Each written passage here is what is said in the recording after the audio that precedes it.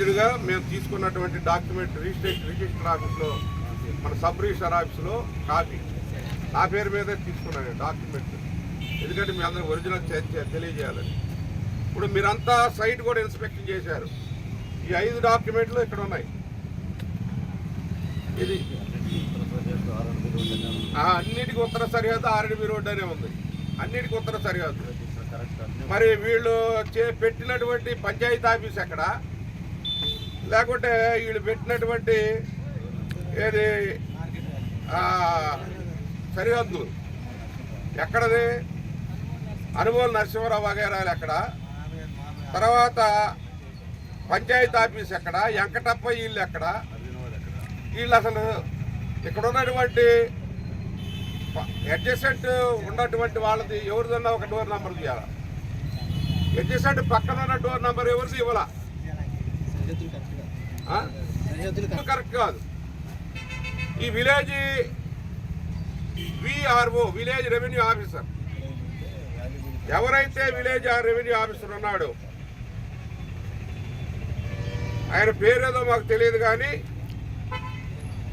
VRO Prem Kumar అంటే, సరే ప్రేమ్ కుమారో రామ్ కుమారో ఏ కుమారో, కానీ అతను చేసినటువంటి మొత్తం సర్వే అతనే చేయాల. బార్డర్ ఫిక్స్ చేసేది అతనే, సరిహద్దులు ఎంపిక చేసేది అతనే.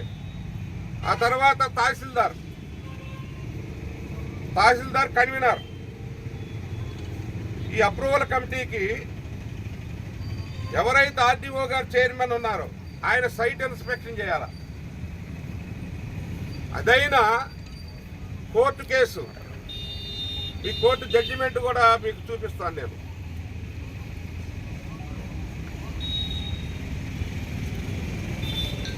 ఇది హైకోర్టులో కొట్టేసినటువంటిది జడ్జిమెంట్. ఏమని ఉంది, ప్రభుత్వాన్ని పరిశీలించమని ఉంది. ఇంకోటి ఆ లాయర్ అడుగుతాడు, ఇప్పుడు జీవో నెంబర్ 30 వచ్చింది కదా, దానిలో మేము అప్లై చేసుకోవచ్చు అని చెప్పి అడుగుతాడు. దానిలో ఫిట్ అయితే ఇవ్వమన్నారు. కానీ జీవో నెంబర్ 30లో annexure 7 state adjacent national highway sites adjacent to national highways, state highways and major district roads which may need not be road widening purposes. ఇప్పుడు ఇక్కడ ఉంది, ఇది స్టేట్ హైవే. ఇక్కడ నుంచి నూజివీడు హైవే, ఇటు మదిరా స్టేట్ మేజర్ హైవే. ఇది 7వ నెంబర్ ఎనెక్జర్ 7 పాయింట్ జీవో నెంబర్లో. ఇది చైర్మన్ గణపల్ల ఆర్డీఓకి. అదేవిధంగా lands which are in the opinion of the committee or collector are highly valuable and cannot be considered for transfer of rights. Highly valuable right దీన్ని transfer చేయకూడదు. అర్థమైందండి. ఇది 8 number point. విలువైన భూముల్ని ఇవ్వకూడదు, అసలు ఇవ్వకూడదు. రోడ్డు పక్కన ఇవ్వకూడదు. అదేవిధంగా వాల్యుబుల్ది అసలు ఇవ్వకూడదు. పబ్లిక్ ఫుట్పాత్స్, రేపు ఏదైనా రోడ్డు అయితే ఫుట్పాత్ ఎక్కడ ఉంటుంది. ఫుట్పాత్ తర్వాత 9వ పాయింట్. అది 10వ point, any other objectionable government lands. ఇదే కాకుండా ఏ అబ్జెక్షన్ ఉన్నా కానీ గవర్నమెంట్ ల్యాండ్స్ ని ప్రైవేటు వ్యక్తులకి దారాదత్తం చేయకూడదు. మీరు జీవో నంబర్ చదివారా? కలెక్టర్కి ఈ విషయం తెలుసా? ఆర్డీఓ ఈ పాయింట్లన్నీ చదివారా? ఏ విధంగా చేశారు ఈ రెవెన్యూ పీపుల్? మీ మీద ఏమేమి ఒత్తిళ్లు ఉన్నాయి?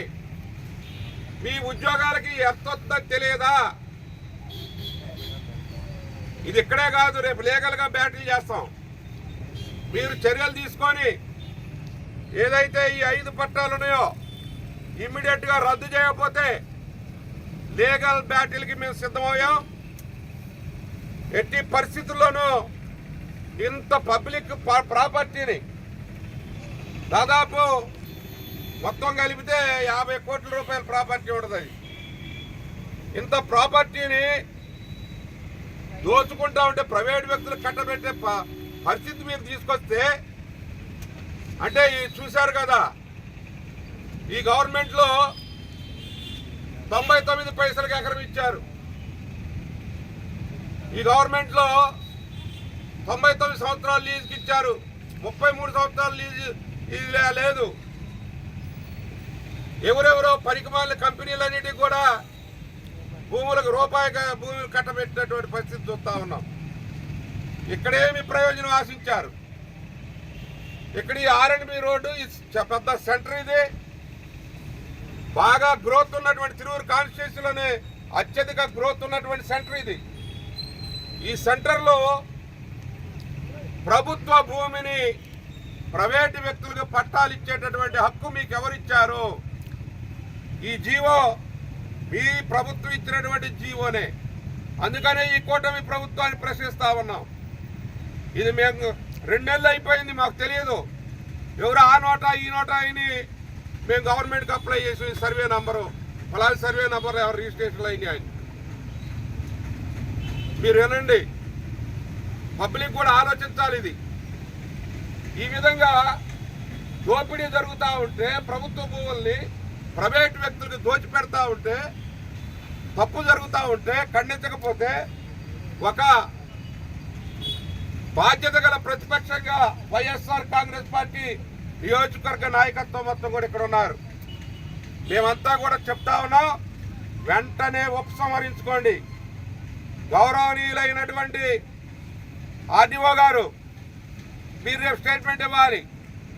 గౌరవనీయులైన MRO గారు, అదేవిధంగా MDO గారు, మెంబర్ మీ ముగ్గురు, మీ 3 మ్యాన్ కమిటీ, అదేవిధంగా ఇక్కడ రెవెన్యూ పీపుల్, సర్పంచ్, ఇక్కడ ఏమైనా ఉన్నటువంటి ప్రజాప్రతినిధులు, వీళ్ళందరూ కూడా మరి మాకు సరైన జవాబు ఇవ్వాలని చెప్పి వైఎస్ఆర్ కాంగ్రెస్ పార్టీ తిరువూరు నియోజకవర్గం తరఫున మేము డిమాండ్ చేస్తాం.